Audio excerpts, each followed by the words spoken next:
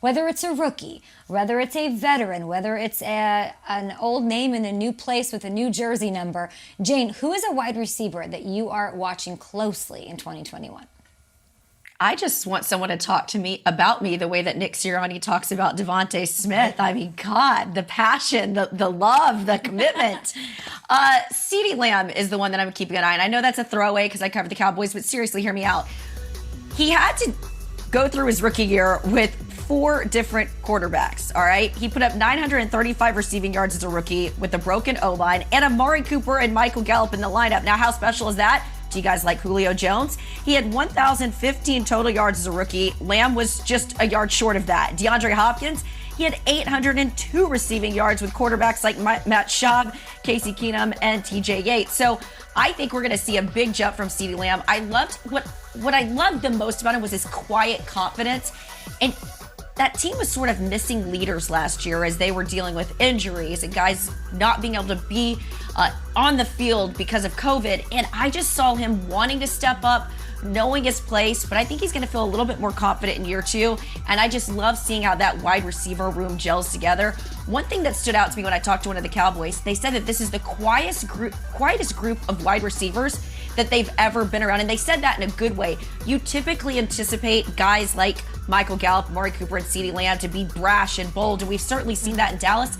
Not the case with these guys. These guys truly want to see each other succeed, and they truly want to get better. But I think CeeDee Lamb is going to be really a player to watch next season. Yeah, and I cannot wait to see CeeDee Lamb in year 2. You nailed it, Jane, that last year was like this weird offseason where the rookies had to do everything by Zoom. Now you give them a full offseason in Mike McCarthy's offense, and I think he can flourish. I'm going to go with who I think is the greatest wide receiver in the sport, and he's a player that was been mentioned on the trading block. I honestly still think Julio Jones is the best player at that position, and I'm fascinated to see what happens in this situation. Don't get it twisted, Julio could still ball. Now, he makes a ton of money, and it might not make sense salary cap-wise, but holy cow, if a team can add Julio Jones to the roster, now let's say he stays in Atlanta. Now you have Kyle Pitts, Julio Jones, Calvin Ridley. That might be the best trio in all of football, and Kyle Pitts hasn't even worn a uniform yet. Now let's say you trade Julio Jones for a bunch of picks, or you get him for another veteran player at another position or another wide receiver. What team is getting Julio Jones? That completely shifts the way the NFL landscape is. Let's say it's a competing team. Let's say the Packers made an aggressive move and brought Julio Jones in. And now would Aaron Rodgers be happy? Would Devontae Adams then say, oh my gosh, we're going to win the Super Bowl. Let's hold off on contract talks and let's figure out what we can do with Julio on the other side of me? What if the 49ers brought Julio in? I mean, it's an honest thought. They've got all these different skill position players. You add Julio Jones to that offense, what happens? And then I'll give another team. The most aggressive team over the last 5 years when it comes to acquiring veteran talent has been the Los Angeles Rams. What if the LA Rams were to say, we're not done. We've got Woods, we've got Kupp. Let's add Julio to the mix with Deshaun Jackson and Tutu Atwell, and let's go at it. I find where Julio ends up.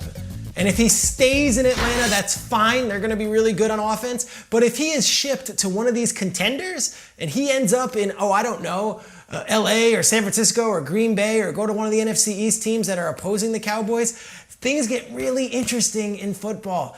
Julio Jones, to me, still is the best at the position, and that is with Stephon Diggs and with Devontae Adams and with DeAndre Hopkins. And if you can get him in the offseason and put him on a team, well, buckle up. I can't wait to see where he ends up. Wow, Peter, I mean, it's amazing how quick the NFL world changes in just a year. You're talking about Julio Jones possibly on another team. I go back to a year ago, this same time, we were talking about Julio Jones and Devontae Adams and DeAndre Hopkins and Michael Thomas as who's the best wide receiver in the game. Michael Thomas, this time last year, was coming off of a 149 catch season. He was the talk of the town. Nobody could guard Mike, right? AKA can't guard Mike. And yet here we are a year later, and I can't remember the last time I heard his name. I can't remember the last time anybody talked about Michael Thomas. He kind of fell off the radar. Yeah, he was hurt, missed 9 games with an ankle injury, got into a fight with a teammate. But even when he came back, look, the last 7 games of the season, he didn't even score a touchdown. So things kind of just went awry last year for a lot of people, and Michael Thomas included. So I'm going to be watching Michael Thomas. I can't wait to see him get back to form, but he's also going to have to do it without Drew Brees. So what is his production looking like? Can he and Jameis Winston have that same synergy? Can they have that same rhythm? Is he going to be able to get back to being physically the same receiver that we saw? Because those 149 catches from 2019 were 50 more than the second next receiver on that list. So true. No doubt about it, he was a ball hawk, and I can't wait to see Michael Thomas come back this year with a vengeance. It's so well said. What if this whole time that we're talking about the best wide receivers in the league, is it D-Hop, is it Devontae, is it whatever, what if it's Allen Robinson this entire time and we don't know it? I mean, he thrived with quarterback play somehow from Blake Bortles and the Trubiskys and the Foles of the world. I think he wants to play with an elite quarterback. He wants to win. He wants the numbers. I feel like we have not seen what Allen Robinson is capable of. I love this player. I love how he does everything quietly. And I'm watching him all season long, not just because he's in another contract year after the Bears hit him with the franchise tag, but because he's going to have a huge role in how much success this young rookie, Justin Fields, is able to have this season, assuming he gets the nod at some point this year. Don't ask Nagy about that. He's also going to be a huge factor in helping out Justin Fields, and, Fields is going to be a big factor in how Allen's future plays out. I think it'll be up to the Bears and Allen to see what happens after this year. It'll just be fun to watch him. What if he's the best wide receiver in the league and we rarely put him in that same conversation, Triggs? Never had a quarterback, okay? And let's see if he now has that opportunity.